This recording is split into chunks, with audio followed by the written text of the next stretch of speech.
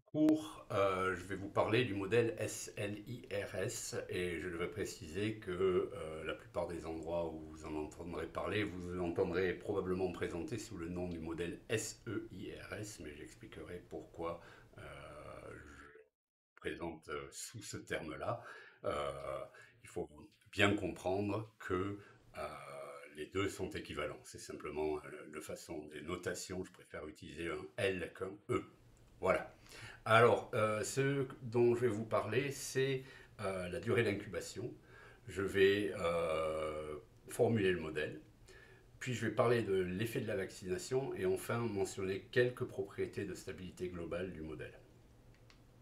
Alors, la durée d'incubation, c'est la raison principale de l'introduction d'un modèle de ce type.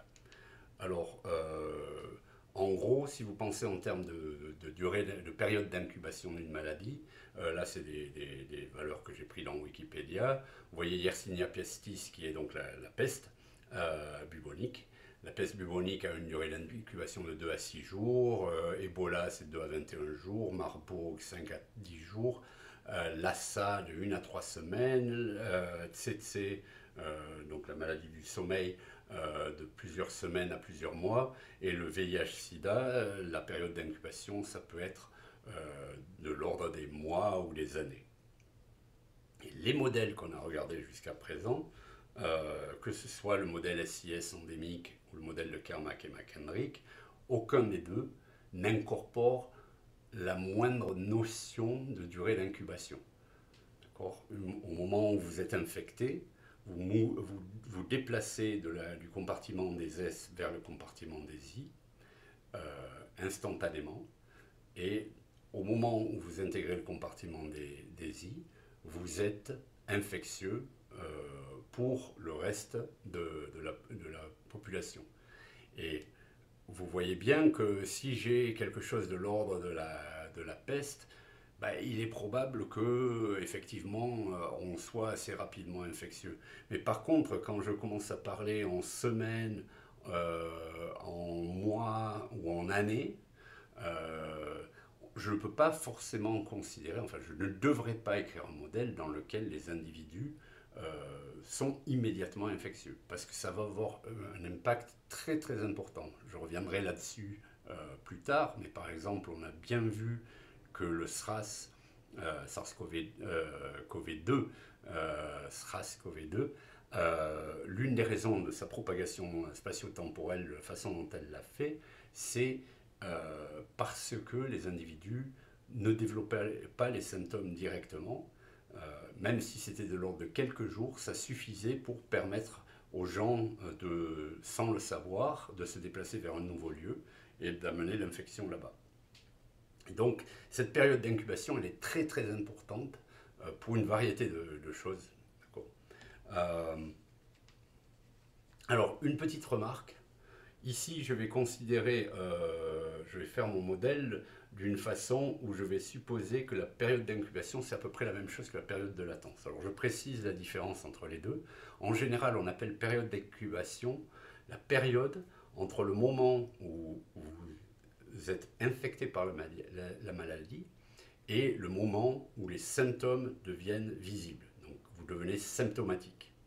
La période de latence, c'est la période entre le moment où vous êtes infecté par la maladie et le moment où vous devenez infectieux. Ça peut être différent. Ça peut être la même chose, mais ça peut tout aussi bien être des périodes qui ne sont pas tout à fait synchronisées. Elles commencent au même moment, puisque l'infection est définie de la même manière pour les deux, mais par contre, la durée pendant laquelle vous êtes en latence, la durée pendant laquelle vous êtes en incubation, peuvent être différentes. Par exemple, je reviens à SRAS-CoV-2, on sait que SRAS était il y a des cas documentés de gens qui ont infecté d'autres personnes alors ils n'avaient pas de symptômes encore, ils étaient dans la fin de leur période d'incubation. Euh, euh, donc ils étaient encore en incubation, mais par contre ils étaient déjà infectieux. D'accord. Donc ces périodes elles se chevauchent, mais elles ne sont pas nécessairement les mêmes. je précise que ici, dans ce cours introductif sur la chose, je vais considérer qu'elles sont les mêmes. D'accord? Mais normalement, il va y avoir des cas très intéressants plus tard à regarder, dans lesquels elles ne correspondent pas forcément, et ça va avoir des implications en termes de propagation de la maladie, encore une fois. Alors, je vais vous présenter le modèle SLIRS en population constante, d'accord? Je vais formuler le modèle général et en fait, je vais vous parler de deux petites variations juste parce qu'on ne l'a pas fait jusqu'à présent et je pense que c'est quelque chose qu'il faut avoir considéré dans un cours d'épidémiologie. Se poser la question sur ce genre de choses, c'est important.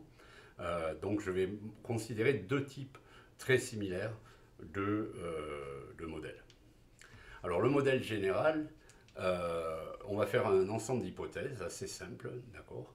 On va supposer que il n'y a pas de démographie. Pardon, il y a de la démographie, désolé. Les individus naissent au taux B de N et ils meurent au taux par capita D. Je vais bien expliquer. Et ce qu'on va regarder, c'est naissance constante et naissance par capita. Ensuite, on suppose qu'il n'y a pas de transmission de la maladie au nouveau-né. Donc, encore une fois, on en a déjà parlé, ce qu'on appelle la transmission verticale, et on suppose qu'elle n'est pas là. Tous les individus qui naissent dans le compartiment S. Et là, je vous rappelle la discussion qu'on a eue dans le modèle SIS, où je faisais remarquer que la naissance et la mort étaient relatives à la susceptibilité. Donc, quand je dis naissance, ce n'est pas forcément la vraie naissance, c'est le début de la susceptibilité, et mort, ça peut être la mortalité, mais ça peut être aussi la fin de la susceptibilité. Je suppose qu'il n'y a pas de maladie, de mortalité additionnelle causée par la maladie. Je vais pour le moment supposer que les nouvelles infections ont lieu à un taux que je ne vais pas vraiment spécifier, c'est une fonction d'incidence de S, de I et de N. Il y a une période d'incubation, donc ça nous ne l'avions pas avant. Et aussi, après guérison, les individus sont immunisés à la maladie. Donc là, maintenant, je ne parle pas des individus retirés, je parle d'individus immunisés. Mais cette immunité peut se perdre. Alors, ce que j'obtiens, c'est le modèle suivant, qui est donc ce qu'on va appeler le modèle SLIR.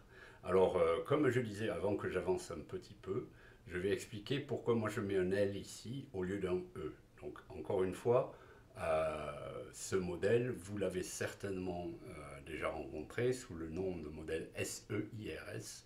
Alors, la chose qui m'embête avec le E, c'est que en tant que personne qui interagit pas mal avec des gens en santé publique, la notion, on utilise E dans les modèles mathématiques pour exposed, exposé à la maladie. Mais la façon dont on définit l'exposition dans un modèle mathématique, ce n'est pas la façon dont les gens qui font de la santé publique ou les médecins l'utilisent. C'est-à-dire, en santé publique, on suppose que l'exposition, c'est le fait d'entrer en contact avec l'agent pathogène, mais pas forcément d'être infecté. Alors que dans nos modèles à nous, que ce soit un modèle avec un E ou avec un L comme je le fais, l'exposition, ça, c'est la période où l'individu a été infecté, mais avant, typiquement, qu'il devienne infectieux. D'accord? Donc c'est la période de latence. Si on suppose que la latence et l'incubation sont la même, c'est la période de latence ou d'incubation. En tout état de cause, c'est la période de latence. D'accord? C'est la période avant qu'on observe des symptômes. D'accord? Donc voilà pourquoi moi j'utilise L. Je prêche dans un désert, tout le monde utilise E, mais bon, c'est moi qui ai écrit ce cours, donc vous aurez un L. Bon, voilà, alors donc le diagramme de flot du modèle, il est comme ça. Donc j'ai un taux de naissance B de N.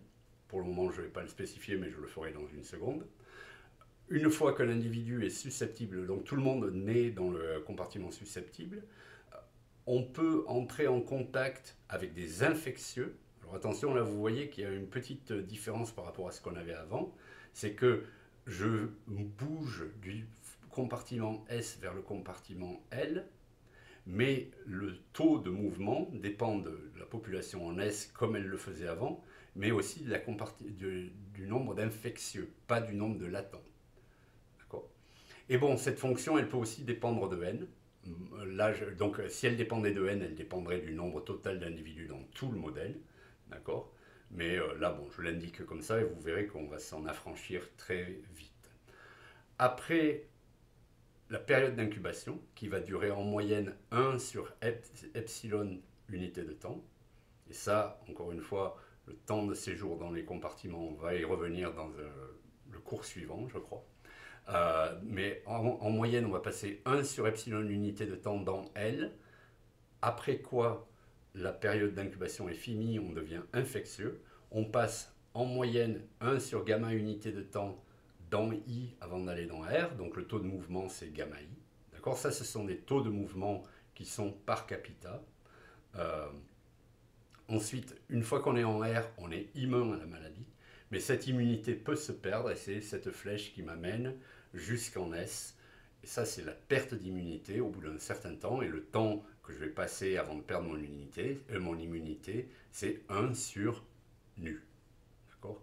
Et du reste, j'ai aussi une mortalité naturelle des individus qui affecte tous les compartiments de la même manière. D'accord. Il y a un taux D de mortalité qui est commun à tous, parce que comme j'ai dit, on suppose que la maladie n'est pas mortelle, donc il n'y a pas de mortalité additionnelle ici dans le compartiment I. Tous les compartiments sont sujets au même taux de mortalité par capita, D. Donc, c'est intéressant, j'ai réussi à me faire disparaître alors que je voulais changer de transparent. Donc là, je vais considérer, j'ai dit, je vais voir deux modèles. Donc modèle 1 et modèle 2. La seule différence entre les deux, c'est ce BN ici, qui correspond à ce qu'on a fait essentiellement quand on regardait le modèle SIS, et un B ici, constant, qui ne dépend pas de N. D'accord. Donc là, c'est un taux constant, là, c'est un taux par capita. Mais sinon, on a le même modèle. Donc le modèle, il est très simple, d'accord. On a entré dans B du fait de la naissance, qu'elle soit sous cette forme ou sous cette forme. On quitte S du fait de l'infection ou de la mortalité. On rentre dans S si on a perdu son immunité, d'accord. Donc là, on vient d'ici. Ensuite, quand on a quitté S, c'est parce qu'on est devenu latent, donc on est en train d'incuber la maladie. Au bout d'un certain temps, on quitte l'incubation, on devient infectieux. Au bout d'un certain temps, on guérit, et ainsi de suite. D'accord. Alors les paramètres, encore une fois, je préfère les exprimer plutôt qu'en taux, plutôt l'opposé, l'inverse du taux. Donc 1 sur epsilon, c'est la durée moyenne de la période d'incubation. 1 sur gamma, c'est la durée moyenne de la période infectieuse.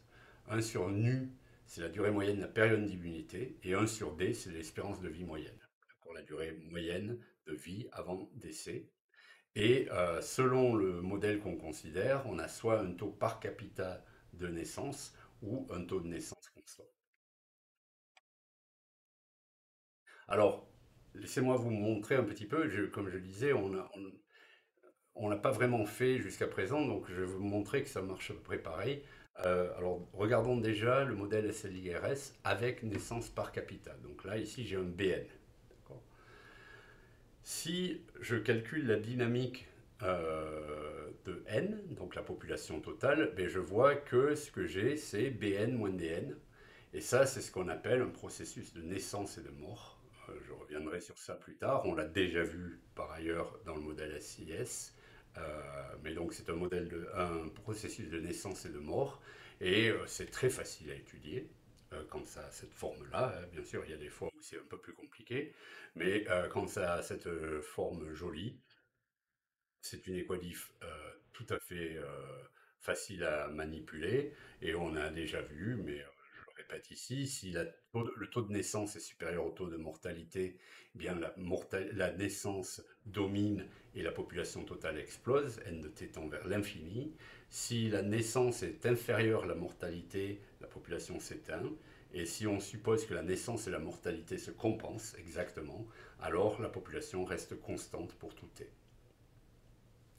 On pourra considérer, comme on l'a fait pour le modèle SIS, euh, la population le modèle en proportion, d'accord. Et c'est quelque chose qui va nous aider dans le cas où on est en train de regarder ces deux cas extrêmes de la population qui explose ou de la population qui s'effondre. D'accord. Dans le cas de la population constante, on peut faire autrement, mais dans ces deux cas, on pourrait faire la proportion. Je ne vais pas le faire, mais je vais vous montrer l'équation. Euh, donc, le modèle en proportion, d'accord, je prends, comme on l'a fait pour le modèle SIS, d'accord, je définis la variable euh, en minuscule, c'est la variable en majuscule divisée par la population totale. Et donc j'obtiens que il y a une certaine simplification et vous voyez qu'ici j'obtiens que la dérivée de la population en proportion, c'est le rapport de la population d'origine moins euh, le, la partie de la croissance de la population qui est due à ça. Euh, voilà, donc je vais avancer. Donc quand on regarde S' par exemple, on obtient cette équation. Et là, vous voyez que l'équation en B-D, elle apparaît explicitement dans l'équation en proportion. D'accord. Euh, on peut faire L, on peut faire I, on peut faire R, on obtient ces équations. Et ce qui est bien, c'est que là, rappelez-vous, donc ce qu'on avait fait déjà dans le modèle SIS, c'est que quand on a cette expression, on sait que la somme de s plus petit l plus petit i plus petit r est égale à 1. Okay, la proportion totale est égale à 1, quoi qu'il advienne de n de t. D'accord. Alors, évidemment, ici et dans l'équation précédente, ce terme peut nous poser problème. Parce que si par exemple j'ai supposé que B est plus petit que D, donc la natalité est inférieure à la mortalité, ben, N va tendre vers 0 et évidemment je vais avoir un petit problème. Alors, si je regarde en proportion, ben, j'obtiens ce genre de choses. Donc là, si j'ai une loi d'action de masse, ben, je trouve ça. D'accord. Euh, et si j'ai une incidence en proportion, bien je trouve ça. D'accord. Donc on a ces systèmes. Euh, en action de masse, on a cette forme-là. En incidence proportionnelle, on a cette forme-là. Donc ici, au fait, là ici, vous voyez que ce que je fais, c'est que j'ai omis l'équation en S et j'ai remplacé l'équation en S par l'équation en N, puisqu'elle intervient ici. D'accord. Alors qu'ici, je peux m'affranchir de l'équation en N, et puisque la forme de la fonction d'incidence fait que c'est pas très grave. Mais comme je dis, je ne vais pas étudier ces systèmes. C'était juste pour vous montrer comment faire. Bon, maintenant, prenons la naissance constante. Ce qu'on a, c'est le système suivant. Je vais le faire disparaître. Euh, donc, on a le modèle que je vous ai présenté. Et ici, par contre, vous voyez qu'on a une naissance qui est constante. D'accord. Donc, c'est ce terme B que vous avez ici, qui est constant. Et le reste est exactement, oh là là, j'ai du mal à trouver, voilà, le reste est exactement comme on avait avant. Et là, vous voyez que par contre, quand vous regardez la dynamique de la population totale, vous voyez qu'avant on était en B-D fois N, ici on est en B-D fois N, d'accord. Donc ici on a cette équation-là, et c'est pratique, en fait, parce qu'elle est aussi très facile à étudier, peut-être un tantinet moins facile que celle qu'on avait avant, parce que celle qu'on était avant, c'était juste une constante fois n. Ici, c'est une constante fois n plus un terme d'ordre 0. Mais bon, c'est tout aussi simple. On peut l'étudier tout à fait qualitativement. C'est une équation scalaire autonome. Donc, on a des solutions qui sont monotones. D'accord? Ça, c'est un résultat que vous devriez connaître au sujet des équations différentielles ordinaires. C'est qu'une équation différentielle ordinaire scalaire et autonome, ces solutions sont toujours monotones. Ce qui veut dire que c'est très très facile à étudier parce que on peut caractériser tout en fonction du comportement par rapport à l'équilibre B sur D. D'accord? Là, vous voyez que quand je regarde à quel moment cette équation le terme de gauche, si je dis que n' est égal à 0, j'obtiens b moins dn égale 0, donc j'obtiens n égale b sur d, qui est la limite du système. Et c'est cette limite, d'ailleurs, vous voyez que elle a lieu même si je commence en n de 0 égale 0. Puisque si je commence en n de 0 égale 0, j'ai n' qui est positif, strictement, ce qui veut dire qu'elle augmente. Et ensuite, ben, je sais que je tends de façon monotone vers B sur D. Et ce qui est bien, c'est que vous voyez que ce comportement, il est indépendant du comportement des solutions du système. C'est-à-dire que S, L, I et R n'ont aucune influence sur l'équation 5. Et par conséquent, je peux, je peux penser à n de t comme étant une fonction non autonome du temps, d'accord? Et donc ça, c'est quelque chose qu'on reverra un petit peu plus tard. Je peux penser à ce n de t qui est dans l'équation ici, comme étant une fonction du temps. Mais cette fonction du temps, je sais qu'elle converge vers B sur D. Et donc, en fait, c'est ce qu'on appelle un système asymptotiquement autonome. Là, c'est une utilisation triviale de l'asymptotique-autonomie. Et donc, je peux remplacer n de t par n étoiles. Et c'est ce que je vais faire dès à présent. C'est-à-dire qu'en fait, on va supposer que le système commence, la condition initiale, elle est telle que n de 0 est égal à n étoiles. D'accord? Et alors ça, je précise, c'est une approche qui est aussi... donc c'est pas nécessaire mathématiquement. Mathématiquement, vous en fichez un petit peu de où vous lancez le système. Vous savez que n va tendre vers n étoiles. Mais si vous avez des visées d'analyse computationnelle de votre modèle, ben là, il faut changer les choses. Parce que ce qui est pratique, si je commence en n0 égale n étoiles, c'est que je sais que la population y reste de façon constante. Donc les variations que je vais voir dans les variables d'état S, L, I et R, ce ne seront pas des variations qui sont dues au fait que le modèle sous-jacent de démographie, donc en n de t, tend vers n étoiles. Puisque je suis parti en n étoiles, toutes les variations que je vais observer si je fais les choses comme ça, ce sont des variations qui sont dues entièrement au processus épidémiologique et pas du tout au processus démographique. Donc ça me permet de m'affranchir numériquement des processus démographiques et de me concentrer sur l'épidémiologie. Donc ça, numériquement, c'est quelque chose qui est, si vous faites une analyse computationnelle, c'est quelque chose qui est important de faire, si vous pouvez le faire. Mais dans ce genre de modèle, on peut. Et donc, dans la suite du modèle, ben, je vais remplacer n par n étoiles, d'accord? Et voilà. Donc c'est le même modèle, sauf que ici, je suppose que dès que j'ai un n, je peux le remplacer par n étoiles. Et rappelez-vous, au passage, que ce qu'on a vu sur les fonctions d'incidence, dans le cours sur les fonctions d'incidence, c'est que ce que ça veut dire, c'est que par exemple, si je prends une loi d'action de masse ou une incidence proportionnelle, elles sont équivalentes aux unités près.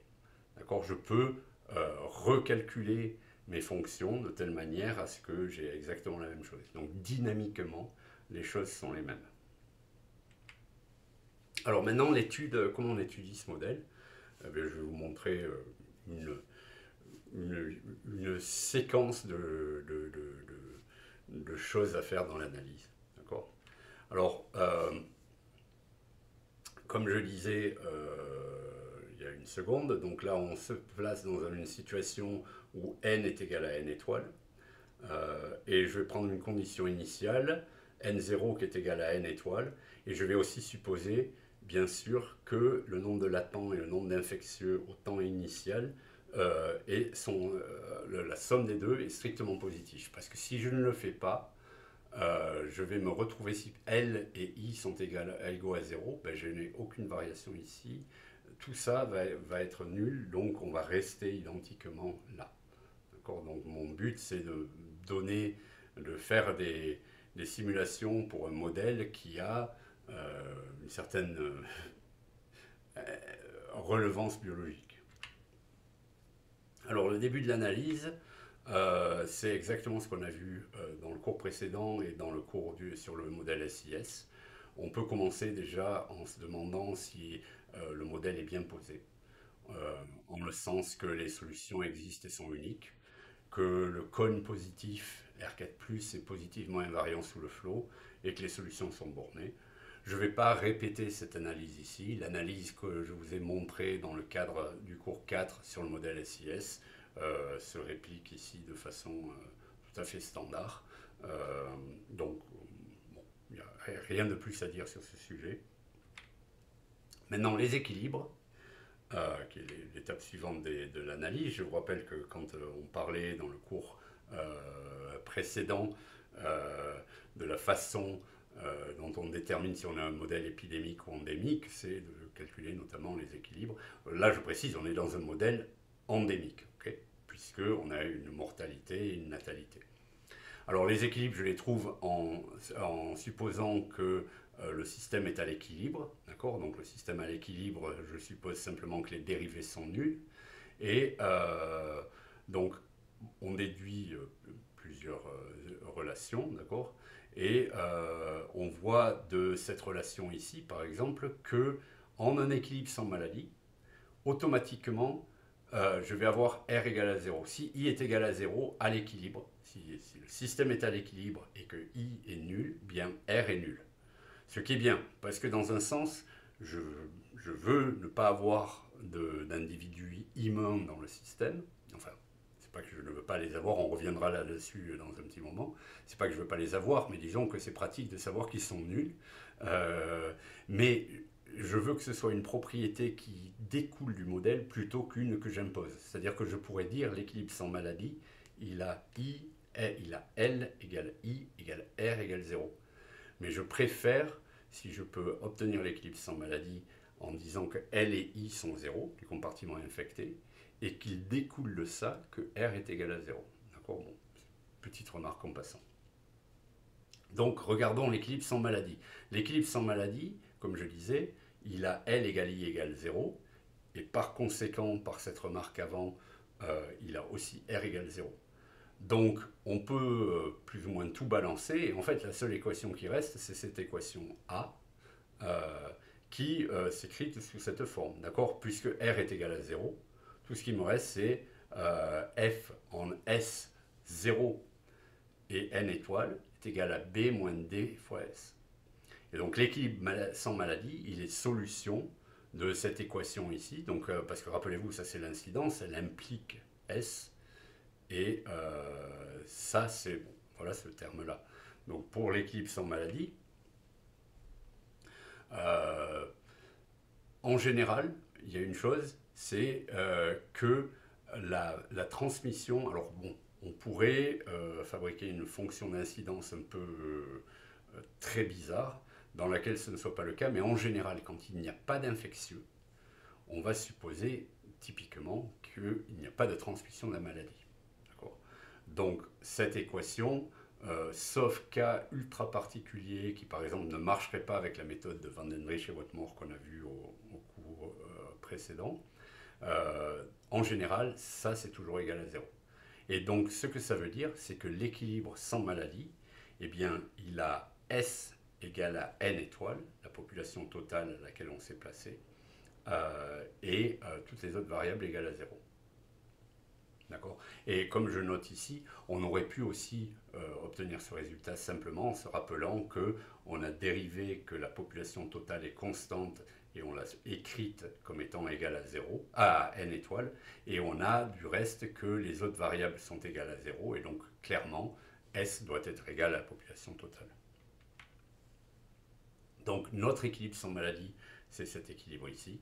Tout est en S, et les trois autres compartiments sont vides. Alors, les équilibres endémiques, ça va être une autre paire de manches. Ça va être un peu plus compliqué parce que il va falloir spécifier la nature de la fonction d'incidence et je ne vais pas le faire dans ce cours, d'accord. Je ferai peut-être un exemple, il est possible que je rajoute un jeu de transparent à ce sujet, mais pour le moment je ne vais pas vraiment parler de ça. J'ai un tout petit bout à la fin qui parle de ça, mais disons que c'est bien sûr beaucoup plus compliqué parce que dès que vous ne pouvez plus supposer que i est égal à 0, les équations algébriques à résoudre pour trouver un équilibre deviennent beaucoup plus compliquées.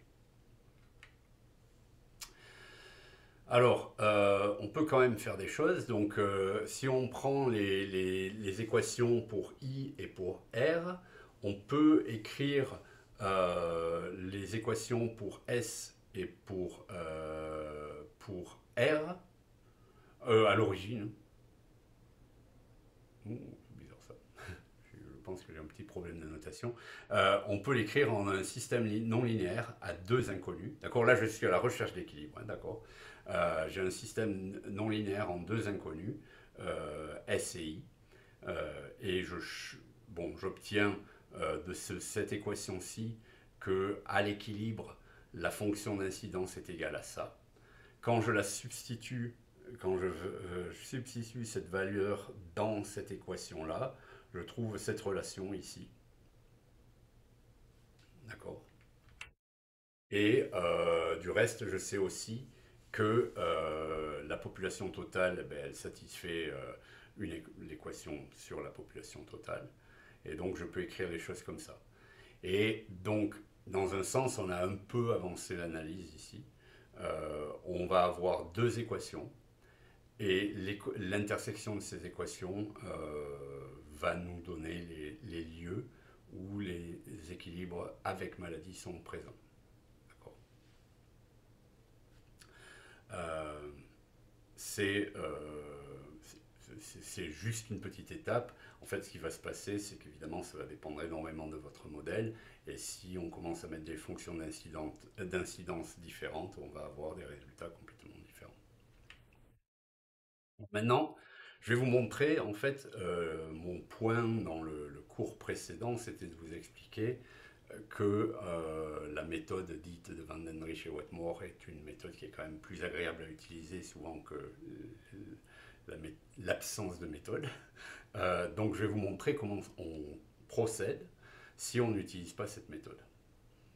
Alors, rappelez-vous, j'ai expliqué dans le cours précédent que la façon dont on définit R0, le nombre de reproductions élémentaires, c'était en disant que c'est le lieu dans l'espace des paramètres, ça va être une surface dans l'espace des paramètres, qui est telle que quand on traverse cette surface dans l'espace des paramètres, on passe d'une région dans laquelle l'équilibre, donc dans laquelle les valeurs des paramètres sont telles que l'équilibre sans maladie est localement asymptotiquement stable. Puis on traverse cette surface, et je dis surface, elle peut être beaucoup plus compliquée qu'une surface. Okay, enfin, ça peut être une surface très compliquée.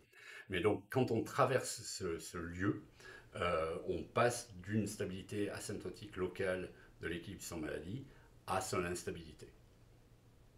Et donc, ce qu'on fait, c'est qu'on caractérise la stabilité locale de l'équilibre sans maladie en calculant la matrice jacobienne en équilibre sans maladie, on cherche les valeurs propres, et en fait ce qui va se passer, typiquement, la majorité du temps, c'est qu'on va avoir toutes sauf une des valeurs propres qui seront à partie réelle strictement négatives, et une des valeurs propres va avoir une partie réelle, typiquement réelle, bon, ça dépend si elle est réelle ou complexe, mais donc si elle était complexe, il y en aurait deux, mais il y a une des valeurs propres ou deux valeurs propres dont la partie réelle n'est pas le signe fixe et qui, quand elle traverse sur laquelle on va pouvoir jouer justement pour déterminer la stabilité asymptotique locale ou l'instabilité de l'équilibre sans maladie. D'accord. Alors, une précision aussi, là ce n'est pas le cas dans ce modèle-ci, mais il est aussi possible des fois que vous ayez un problème surdéterminé, parce que, là c'est d'ailleurs c'est intéressant qu'on ne l'obtienne pas dans ce cas particulier, mais si on faisait B moins D et qu'on supposait que B était égal à D, donc si j'avais une naissance qui soit fonction qui soit per capita au lieu d'être constante comme je l'ai choisi là, il est probable, je n'ai pas fait le calcul mais je suis pratiquement sûr de la chose, que vous ayez une valeur propre égale à zéro. Parce que la valeur propre égale à zéro, elle vient de la surdétermination du système, parce que votre système, en fait, il vit sur l'hyperplan S de t plus I de t plus L de t plus R de t égale n étoiles. D'accord. Donc là-dedans, sous certaines conditions, souvent on récupère une valeur propre égale à zéro, mais c'est pas très grave. D'accord. C'est une valeur propre qui est là du fait de la surdétermination du système. Comme je disais, là on a une constante, peut-être que j'ajouterai des transparents à ce sujet, d'accord. Mais bon, pour le moment, j'enregistre avec ça. Si j'ajoute des transparents, peut-être je enregistrerai. Mais bon, l'idée c'est ça, c'est-à-dire que si la population est identiquement nulle, et que c'est pas parce qu'on converge, parce que là j'ai supposé que la solution partait de n étoiles, mais elle n'a pas besoin de le faire. Mais si par contre je partais d'un endroit comme ça, normalement je récupérerais une valeur propre nulle. C'est pas grave, celle-ci est pas grave. Celle sur laquelle on va jouer, c'est celle qui va changer de signe. Donc la matrice jacobienne, bon, j'imagine que tout le monde sait calculer, je ne vais pas passer du temps à expliquer ça. Je vais d'abord la calculer en un point arbitraire. C'est toujours bien parce que de toute façon, si je voulais calculer la stabilité de l'équilibre endémique, si j'avais accès à cette information, ben, il faudrait que j'utilise la matrice jacobienne. Donc je calcule la matrice jacobienne, sa matrice des dérivées partielles du champ par rapport aux différentes variables. Donc je trouve cette matrice ici, c'est une matrice 4-4. Et ici, j'ai noté f indice S ou f indice I, la dérivée partielle de la fonction d'incidence par rapport à la variable. Donc, quand je note fx, c'est par rapport à la variable x. D'accord. Donc, x est égal à I ou S ou I ici. Mais donc, voilà, cette notation, c'est simplement, je dis quelle est la valeur de la dérivée partielle de la fonction d'incidence par rapport à, disons, la variable S quand je l'évalue en le point SI n étoile. Alors une première observation, c'est que si vous regardez cette matrice, vous remarquez très vite qu'en fait tous les termes à part moins d s'annulent dans les colonnes. D'accord. Donc j'ai moins f plus f, j'ai moins epsilon plus epsilon, j'ai moins f plus f, moins gamma plus gamma, et j'ai nu et moins nu ici. Donc à part les moins d, tout s'annule par colonne. Et ce que ça veut dire, c'est que je peux écrire cette équation ici, c'est-à-dire je peux écrire que la somme des colonnes de J est égale à moins d fois le vecteur avec juste D1. Et ce que ça me dit, ça, c'est que moins d est une valeur propre. D'accord. Donc je sais l'une des valeurs propres de la matrice jacobienne, mais en fait je vais la retrouver quand je fais le calcul des valeurs propres. Mais ça c'est bon à savoir, c'est-à-dire que même si vous n'êtes pas en train de travailler à l'équilibre sans maladie, vous savez que moins d est toujours une valeur propre. Alors, en équilibre sans maladie, j'évalue la matrice en supposant que je l'évalue en E0. E0 étant l'équilibre sans maladie, si vous vous rappelez de la notation. Donc, j'obtiens ça. Mais, en fait, ce qu'on a toujours,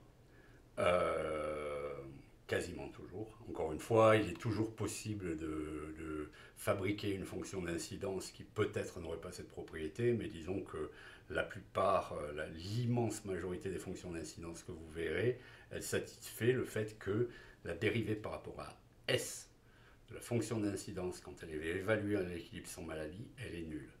J'explique, c'est assez facile de voir pourquoi. Si vous avez une fonction, par exemple, bêta SI, quand vous dérivez par rapport à S, vous avez bêta I, et donc il vous reste I, mais en équilibre sans maladie, I est égal à 0. De la même manière, si vous dérivez l'incidence proportionnelle, vous verrez que vous aurez I égale 0, enfin il y a un I en facteur qui apparaît, et qui donc, quand on est en équilibre sans maladie, est égal à zéro. Ça, c'est vrai de façon quasi logique. Et oui, il est probablement possible de créer une fonction qui marche, qui n'ait pas cette propriété, mais bon, euh, c'est pas vraiment ce qu'on veut. Donc, puisque la dérivée de f de la fonction d'incidence évaluée en E0, elle est nulle, ben en fait la matrice que j'ai c'est ça.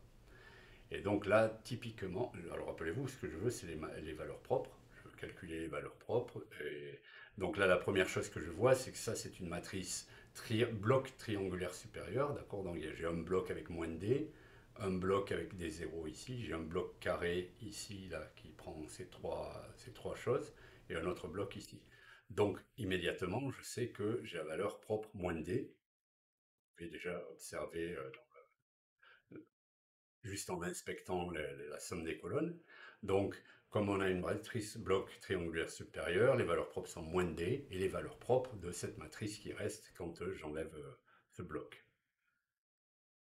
Celle-là, vous voyez encore, cette fois-ci, celle-ci, elle est bloc triangulaire inférieur. D'accord? Parce que ici, j'ai un bloc que je peux considérer comme isolé. Ensuite, ici, j'ai un bloc de 2. Et là, j'ai un bloc de 0. Donc, cette matrice est bloc triangulaire inférieur, cette fois-ci. Et donc, elle a pour valeur propre moins de d plus nu. Donc, voilà, j'ai les valeurs propres de ça, c'est moins de d plus nu, et les valeurs propres de ce bloc de 2 qui me reste. Donc ce bloc de 2, ce que je fais, c'est que je calcule son polynôme caractéristique, j'obtiens cette valeur ici. Donc P de lambda, c'est lambda 2, vous pouvez vous enlevez lambda à ça et vous calculez, ok, donc c'est facile, vous avez lambda 2 plus le lambda plus ce terme-là. Et là, pour déterminer ce qui se passe, alors rappelez-vous, donc là j'ai déjà moins de d qui est négatif, j'ai strictement négatif, j'ai moins de d plus nu qui est aussi strictement négatif, et maintenant j'ai deux autres valeurs propres qui me restent. Et en fait, ce que je fais, c'est que je vais utiliser, donc je reprends ce polynôme, et je vais utiliser la règle des signes de Descartes. Il n'y a pas besoin d'aller chercher des trucs très compliqués, d'accord. J'ai un polynôme de degré 2. Je vois que ce terme-là a un signe plus, ce terme-là, le terme en lambda a un signe plus, et donc en fait, si ce terme-là change de signe, enfin, est de signe négatif, pardon, j'ai plus, plus, moins, j'ai un changement de signe, et donc dans le cas où ce terme ici, d'ordre 0, de degré 0, est négatif, j'ai un changement de signe, et donc par Descartes, je sais que j'ai une valeur propre, enfin une racine, mais donc les racines de ce polynôme sont les valeurs propres, j'ai une racine positive, strictement positive, et j'ai une racine donc négative. Euh, voilà. Et donc, en fait, la nature des valeurs propres, elle dépend du signe de cette quantité-là. Donc, je l'appelle psi. Et je vois psi de E0, d'accord, parce qu'il y a un seul paramètre qui change. Donc, psi de E0, c'est cette quantité ici. Si psi de E0 est négatif, comme je disais, j'ai mon polynôme qui est en plus, plus, moins. Donc, j'ai un changement de signe. Donc, je sais qu'il y a une seule valeur propre réelle, strictement positive. Donc, dans ce cas, valeur propre strictement positive, l'équilibre est instable. Si elle est égale à 0, cette quantité, eh bien, je vois directement, donc cette quantité disparaît, donc j'ai lambda fois lambda plus 2D plus machin, donc je vois qu'en fait, j'ai les valeurs propres qui sont moins 2D, moins epsilon, moins gamma et 0. Mais bon, ça c'est le cas qui va être le point de bifurcation, on ne va pas s'en occuper. En général, on regarde à gauche du point de bifurcation, à droite du point de bifurcation. Des fois, c'est bien de savoir ce qui s'y passe, si les choses se passent bien, mais ce n'est pas forcément nécessaire. Et enfin, si je n'ai pas de changement de signe, donc si cette fonction psi de E0 est positive, strictement positive, ben je n'ai pas de valeur propre réelle strictement positive. Alors attention, ça n'est pas la conclusion dans ce cas. Il faut aller un chouïa plus loin, mais bon, ce qui est très facile. Donc, quand psi de 0 est positif, je n'ai pas de valeur propre à partie réelle, qui soit, pardon, pas à partie réelle, je n'ai pas de valeur propre réelle positive. Mais je pourrais avoir une paire de valeurs propres complexes conjuguées à partie réelle positive. D'accord? Et pour vérifier que ce n'est pas le cas, ben, il suffit de calculer le discriminant du polynôme d'origine. Quand on calcule le discriminant, on voit qu'il a cette forme-là. D'accord? Cette fonction-là, là, elle est toujours positive. Ça, c'est positif. Donc, on est strictement positif. Et donc, on sait qu'on n'a que des valeurs propres, que les solutions réelles. Et donc, ce qu'on sait, c'est qu'elles sont négatives, puisqu'il n'y en a aucune qui soit positive, donc elles sont forcément négatives. Et donc, en fait, voilà comment on manipule la chose. Donc, je veux une expression de R0 qui est telle que quand R0 est plus petit que 1, l'équilibre est localement stable, et quand R0 est plus grand que 1, l'équilibre est instable. Et ce qu'on a vu, c'est que selon le signe de cette quantité, ben, si psi de 0 est positif, l'équilibre est localement stable. Donc là, je veux que ça corresponde au cas R0 plus petit que 1. Et si psi de 0 est inférieur à 0, l'équilibre est instable. Et je veux que ça coïncide avec la valeur R0 plus grand que 1. Et donc, en fait, si je définis R0 comme epsilon fi divisé par cette quantité, eh bien, ça satisfait ça. Donc voilà mon nombre de reproductions élémentaires calculé, disons, de la vieille manière. D'accord? Alors, si je veux le faire par la matrice de prochaine génération, je vais vous montrer, ça va quand même beaucoup plus vite. Je ne vais pas vérifier les hypothèses ici, je devrais le faire parce qu'effectivement, si vous voulez que ça marche, il faut le vérifier. La plupart sont triviales à vérifier, il n'y a que A5, encore une fois, qui des fois pose problème, mais ici, elle marche très bien, mais je ne vais pas vous le montrer. Ici, je vais vous montrer juste le calcul de R0. Donc, ici, rappelez-vous que dans la méthode de Van Hendrich et Whatmore, ce qui est important, c'est qu'on arrive à, enfin, ce qu'on fait, c'est qu'on caractérise, on regarde le système, le sous-système qui consiste en les variables infectées uniquement. Les variables infectées ici, c'est seulement L et I, donc je les écris, et je les découpe de la manière qui est prescrite, c'est-à-dire que je veux un vecteur qui soit les nouvelles infections, qui va être le vecteur F, moins un vecteur qui soit tous les autres flux dans ces compartiments infectés, qui sortent de ces compartiments infectés, etc. Tout le reste de ce qui se passe dans les compartiments infectés a un signe moins et n'est pas dans le vecteur F. Ensuite, je calcule les matrices jacobiennes associées aux vecteurs F et V. Donc elles sont assez faciles. Rappelez-vous que F, c'est simplement ce vecteur-là. Donc quand je dérive ça par rapport à S, j'ai F par rapport à L, pardon, j'ai F indice L de SIN et machin.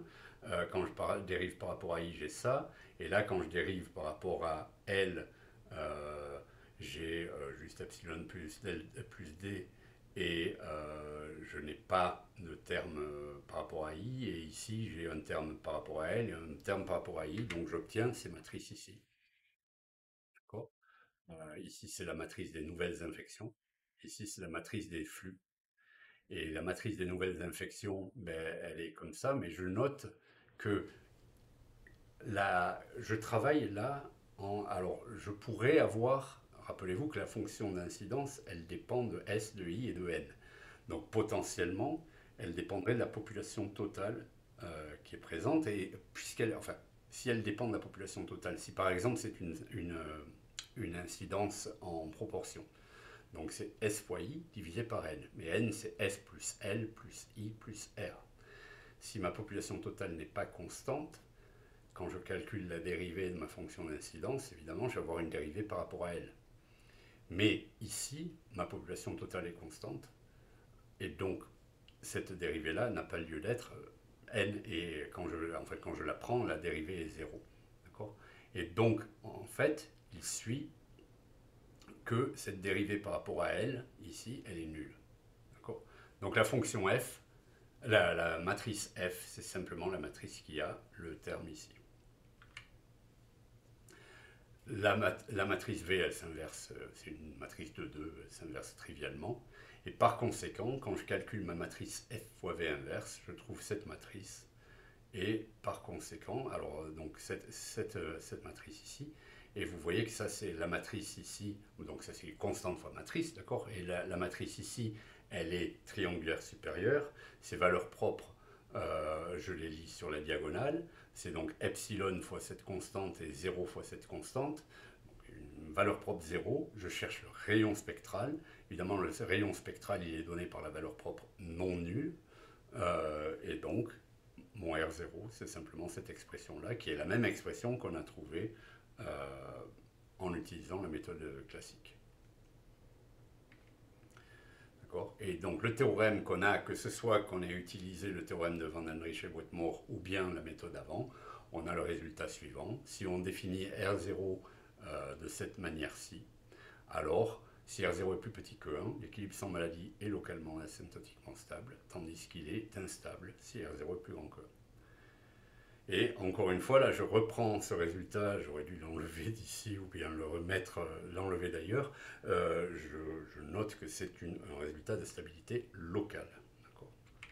Alors, si on spécifie la nature des fonctions d'incidence, si par exemple je prends une action de masse, donc bêta SI, eh bien la dérivée par rapport à I évaluant E0, c'est juste bêta fois S étoile.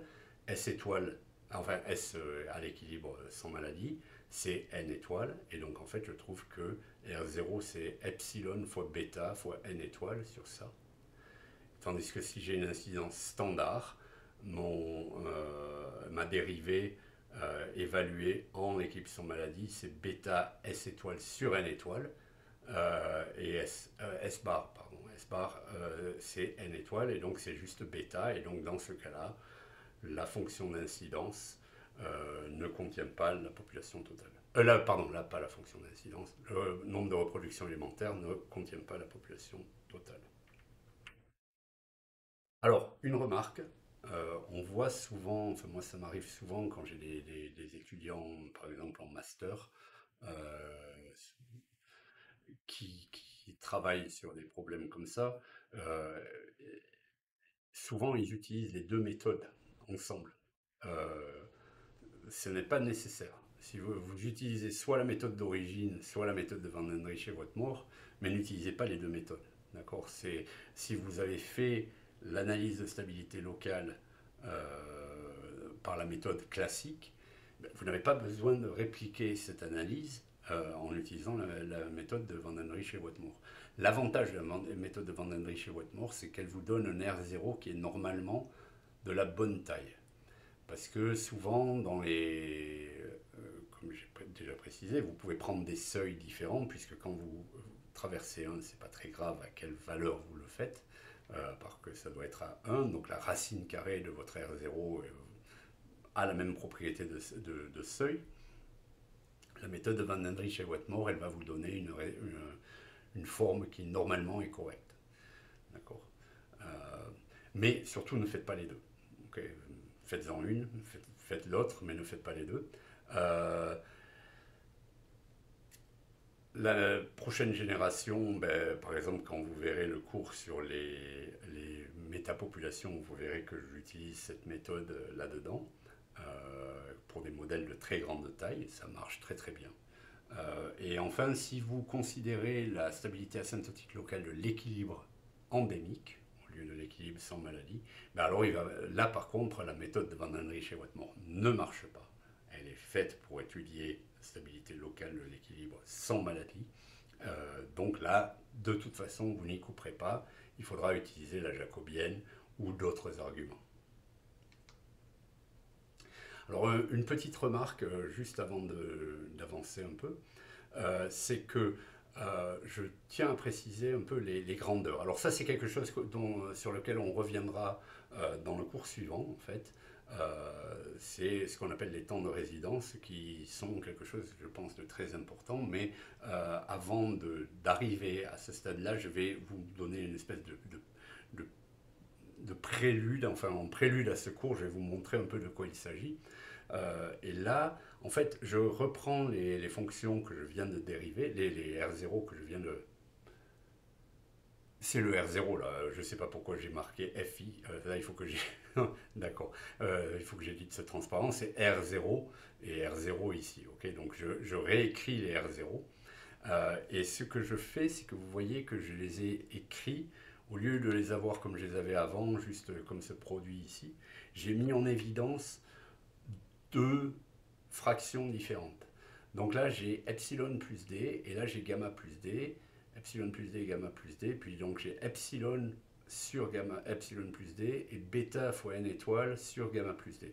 Alors, la raison pour laquelle je fais ça, c'est que cette première fraction, là, ce premier dénominateur que vous avez ici, epsilon plus d, ça représente le temps moyen que votre système passe dans l'état L, donc dans le compartiment L, avant de changer un individu. Donc passe en moyenne 1 sur epsilon plus d unité de temps dans L, avant de soit faire la transition de L vers I, donc c'est ce taux qui est au taux epsilon, soit de faire la transition de L vers le DC. D'accord? Donc ça, c'est ce temps-ci. Là, de la même manière, ça, c'est le temps moyen qu'un individu passe dans le compartiment I avant de soit bouger vers le compartiment R, soit de mourir. D'accord? Donc ici, j'obtiens, en fait, j'ai écrit R0. Oubliez que j'ai écrit FI là. J'ai écrit R0 en termes de produit des temps moyens multiplié par quelque chose qui essentiellement représente la probabilité que quelque chose se passe quand je suis là. Donc bêta n étoile ou bêta, c'est plus ou moins la probabilité d'infecter. Donc ça, c'est le temps que je passe dans le compartiment I multiplié par la probabilité que j'infecte les gens pendant que je suis dans le compartiment I. Ce n'est pas exactement une probabilité, d'accord, mais c'est, disons, une mesure de la probabilité que j'infecte des gens quand je suis là. Et là, de la même manière, bon, ce n'est pas la probabilité que j'infecte, mais ça décrit un peu le taux de mouvement divisé par le temps moyen que je passe là. D'accord? Donc ça, c'est important, et j'y reviendrai dans le cours 9, vous verrez. Une autre chose dont je veux vous parler, c'est un peu la hiérarchie des modèles qu'on trouve avec le modèle SLIRS. Alors ça, c'est quelque chose qui est important de considérer un petit peu. C'est que vous pouvez dériver énormément de modèles du modèle SLIRS. En fait, ce modèle-là, il comprend un ensemble de modèles très très grands, enfin très très grands, relativement grands, quand vous considérez quelques cas particuliers. Donc par exemple, si je suppose que le taux de perte d'immunité est 0, ben j'obtiens un modèle SLIR, donc un modèle sans perte d'immunité. Si je suppose que le taux auquel les individus perdent leur immunité est infini, donc le premier c'est je suppose qu'il est nul, donc il n'y a pas de perte d'immunité. Si par contre je suppose que le taux est très très grand, ce que ça veut dire c'est que dès que vous arrivez dans le compartiment R, vous partez dans le compartiment S. Donc en fait on n'a plus de R en pratique, on n'a plus qu'un SLIS. Donc c'est un modèle comme un modèle SIS mais avec une période d'incubation. Ou bien je peux supposer par exemple qu'il n'y a pas de guérison, et donc je mets gamma égale à 0. Ou bien je suppose que le temps passé dans le compartiment L, donc rappelez-vous que le temps passé c'est 1 sur ce taux, donc si je suppose que le taux est très grand, ben 1 sur ça tend vers 0, donc en moyenne je passe 0 unité de temps quasiment, enfin une quantité de temps qui tend vers 0 dans le compartiment L, et donc automatiquement je viens en R. Okay, donc vous avez cet ensemble de sous-modèles que vous pouvez générer en jouant avec les différents taux. Et chacun de ces sous-modèles, il a un R0 qu'on peut calculer, d'accord, selon. Alors là, je le laisse de façon générique, donc avec une fonction d'incidence non spécifiée. Je dis simplement qu'on calcule la fonction d'incidence en l'équilibre sans maladie. Et donc vous voyez que le SLIRS, il a cette forme. Le modèle SIR, mais ça on l'a déjà vu essentiellement. Enfin bon, ça serait un modèle SIR à la Kermack et McKendrick, mais avec mortalité. Un modèle SLI, il a cette forme. Et donc encore un modèle SIRS, voilà, etc. Vous voyez, vous pouvez faire ces calculs les modèles SI et SIS qu'on a déjà vus. Euh, Sauf que là, j'avais pas de... Si je me rappelle bien... Oui, il y était. Donc les SI, SIS qu'on a déjà vus. Euh, et vous avez cette hiérarchie de modèles que vous pouvez utiliser ici. Alors maintenant, je vais vous parler je vais faire quelques minutes pour expliquer quelque chose de très important. Je pense que je vais peut-être couper court au cours et ne pas faire les aspects globaux euh, et les mettre dans un autre cours séparé parce que j'ai pas envie que les cours soient trop longs. Donc je ferai peut-être une autre vidéo plus tôt, mais celle-ci par contre je veux qu'elle y soit. Donc je pense que je vais réviser ma vidéo, vous verrez plus tard. Euh, donc, je veux parler de l'effet de la vaccination et quelque chose dont vous avez sans nul doute entendu parler pendant la Covid, c'était l'immunité de groupe. D'accord. Donc, c'est un concept qui est très important en épidémiologie mathématique et c'est probablement, je dirais, l'un des concepts de l'épidémiologie mathématique qui a vraiment eu des conséquences en santé publique. Alors, l'idée, c'est que je vais prendre le modèle SLIRS qu'on avait avant, mais je vais le modifier de la façon suivante. Je vais d'abord supposer que c'est un modèle SLIR. Donc, je viens de parler de la hiérarchie de modèles que je peux générer à partir du SLIRS. Je suppose que la perte d'immunité n'a pas lieu. D'accord. Le taux de perte d'immunité est zéro, donc j'ai un modèle SLIR. D'accord.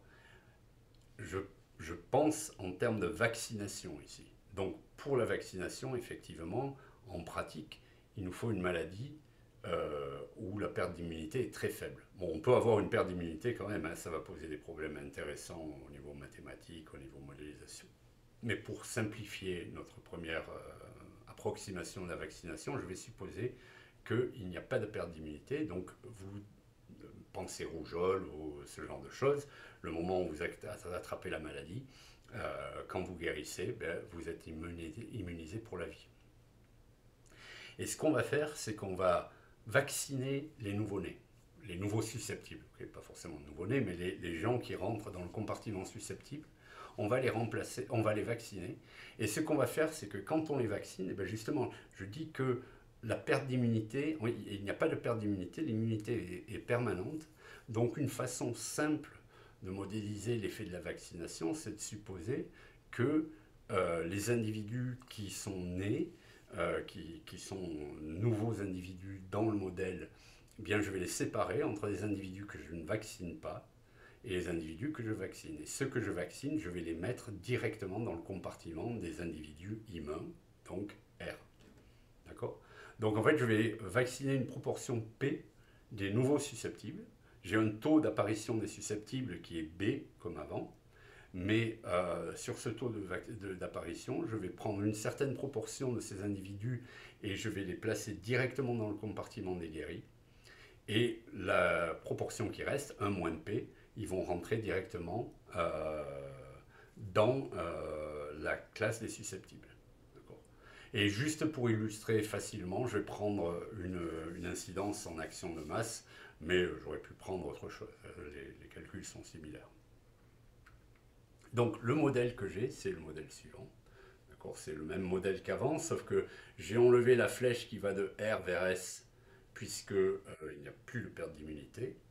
Et j'ai aussi évité la flèche qui rentre dans le système. Au lieu d'avoir juste B qui rentre en S, j'ai 1 moins P fois B qui rentre en S et P fois B qui rentre en R. Et là, je vais d'ailleurs préciser une chose. Donc, il est important ici de se rappeler que les unités, les choses comme ça, c'est important. Donc, B, c'est un taux. C'est un taux constant, mais c'est un taux. Et P et 1 moins P, ce sont des proportions. Donc, quand vous faites ce genre de choses, il faut vous dire, il faut essayer de réfléchir un petit peu à la façon dont vous faites les choses. Ça, c'est tout à fait légal au niveau de la modélisation. Parce que pensez à ce qui se passe. J'ai un flot, on peut imaginer une rivière de nouveau-nés, d'accord. Ce que je fais en faisant ce P et ce 1 moins P, c'est que je ne change pas la nature du flot. Le flot a toujours lieu au même taux. Et par contre, ce que je fais, c'est que je le sépare en deux bouts. Donc je mets pas un barrage, je mets un obstacle quelconque et je fais un deuxième chenal dans lequel je dirige une certaine partie de mes individus. Et donc en fin de compte, je divise le flux entre deux possibilités. Mais je le fais en utilisant des proportions. Donc c'est proportion fois taux, ça va. Si vous commencez à mettre des taux, multiplié par un taux, ça devient compliqué de savoir exactement quel est l'effet.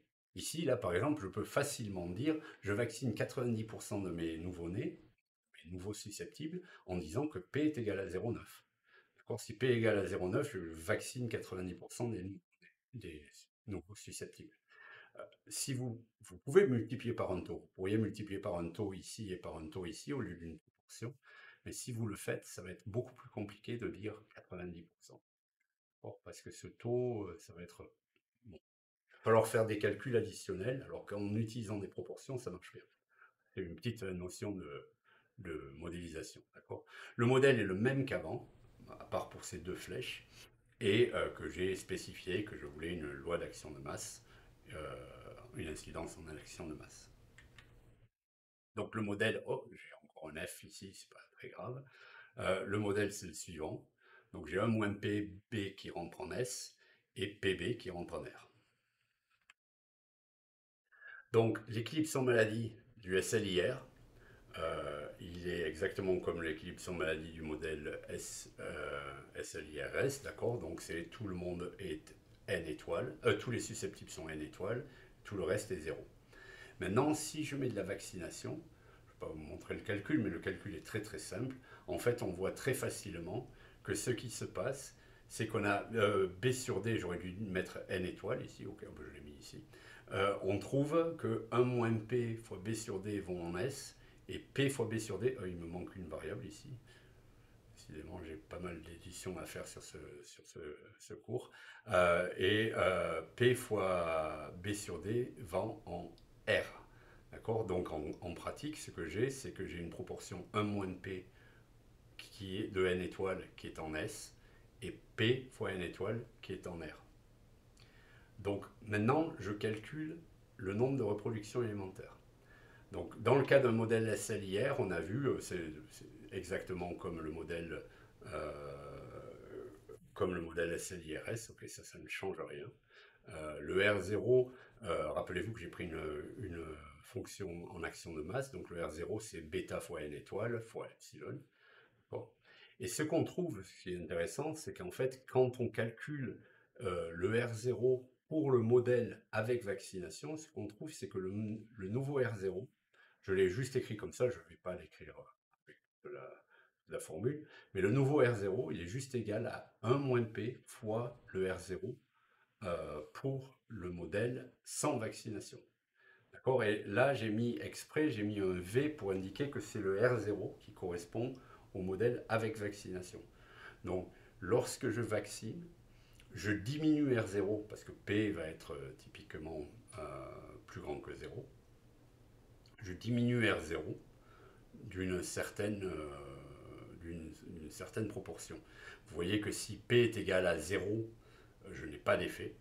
D'accord. P égale à 0, c'est P étant la proportion des individus que je vaccine à la naissance, enfin à l'entrée du modèle. Si P est égal à 0, je n'ai pas de changement. Et si P est égal à 1, je vaccine absolument tous les nouveaux-nés, tous les nouveaux entrants dans le modèle, eh bien R0V est égal à 0. Donc je suis dans la situation parfaite. D'accord. Et ce qu'on appelle l'immunité de groupe, ensuite, c'est la considération suivante. Enfin, c'est l'observation du résultat de cette considération. Donc, bon, déjà, comme je disais avant, on voit que dès que je vaccine un petit peu, avec P un peu plus grand que 0, enfin P strictement supérieur à 0, j'obtiens une réduction du nombre de reproductions élémentaires. Donc le nombre de reproductions avec vaccination est toujours plus petit que le nombre de reproductions sans vaccination. Et Dans la même perspective qu'avant, je sais que l'équilibre sans maladie va être localement asymptotiquement stable. Alors évidemment, il faudrait en pratique que je montre aussi qu'il est globalement asymptotiquement stable. Et ça, je ferai ben, justement dans le bout du cours que je vais enlever pour le moment et que je mettrai comme comme un cours additionnel. Donc, pour contrôler la maladie, il faut que j'amène R0 à une valeur plus petite que 1. R0V, d'accord, le nombre quel que soit mon nombre de reproduction élémentaire, je veux ne pas avoir d'individu, je veux avoir un R0V plus petit que 1 parce que ça me dit que probablement ça devrait m'amener à une situation dans laquelle la maladie est éteinte. Et je note que R0V va être plus petit que 1 si et seulement si, rappelez-vous que R0V c'est 1 moins P fois R0, donc ça veut dire que je dois vacciner une proportion plus grande que 1 moins 1 sur R0. D'accord? Donc, si je vaccine cette proportion-là, je me place dans une situation dans laquelle la maladie peut être éradiquée, mais je n'ai pas besoin, c'est ça qui est important, l'immunité de groupe, c'est là où ça arrive, enfin c'est ça qui est important là, c'est-à-dire que vous voyez que ça ne dit pas qu'il faut que je vaccine P égale 1. Il suffit que je vaccine 1 moins 1 sur R0, individu, proportion des nouveau-nés, pour m'assurer que la maladie va s'éteindre. D'accord? Et c'est ça qu'on appelle l'immunité de groupe. Le fait est que s'il y a suffisamment d'individus vaccinés dans la population, en pratique, vous enlevez des possibilités de contact aux infectieux. C'est-à-dire que les infectieux, enfin, vous n'enlevez pas les possibilités de contact, mais vous enlevez les possibilités de contact infectant aux infectieux. C'est-à-dire qu'au lieu de rencontrer des gens qui sont principalement susceptibles, les infectieux se mettent à rencontrer des gens qui sont immunisés. Et la proportion de gens qui doivent être immunisés pour que ça marche n'a pas besoin d'être très haute. Alors juste en passant, donc là, par exemple l'influenza annuelle, elle a un R0 typiquement autour de 1,5. Bon, pour le calcul simple, disons elle a un R0 de 2. Ça veut dire que si je veux à terme éradiquer la maladie, il suffit que je vaccine 1 moins 1 sur 2, donc la moitié de la population. Et ça me permettra d'éliminer la maladie. Alors, quand même une remarque importante ici, c'est que ça, c'est une stabilité asymptotique locale. Le mot important étant asymptotique, c'est-à-dire que ça suppose que la maladie va s'éteindre dans un temps quand t tend vers l'infini. D'accord? En pratique, si vous êtes en train de conseiller les agents de santé publique quant à la vaccination, c'est pas très bien de ne pas pouvoir leur dire exactement combien de temps ça va prendre. Mais ce que ça dit, c'est qu'en pratique, si vous avez une maladie, par exemple endémique, qui est très présente, et que vous savez que vous travaillez sur pas mal d'années, bien, ce taux de vaccination ce pourcentage de vaccination va vous permettre de faire disparaître la maladie. Donc l'exemple que je donnais évidemment de la grippe annuelle, c'est sur 3 mois, je ne sais, ou 3 ou 6 mois, disons, je ne sais pas exactement comment le temps asymptotique nécessaire à la convergence du système vers zéro compare avec ces 3 mois. Donc, c'est plus compliqué. Mais pour une maladie, par exemple, chronique, genre VIH et tout ça, quand des vaccins seront disponibles, on sait que c'est le genre de choses qu'il faut considérer. Et ça, c'est une contribution majeure, disons, de l'épidémiologie mathématique à la compréhension. C'est-à-dire, les gens avaient le sentiment que c'était le cas, mais là, vous avez une façon facile de démontrer ça. Après, vous verrez que certains des modèles qu'on regardera plus tard sont beaucoup plus compliqués pour la vaccination, mais on observe quand même un peu les mêmes genres de choses. Et voilà. Et donc là, je vais arrêter là. Euh, donc on verra une autre façon de modéliser la vaccination qui est un peu mieux. D'accord? Mais voilà. Et donc là, je vais arrêter là.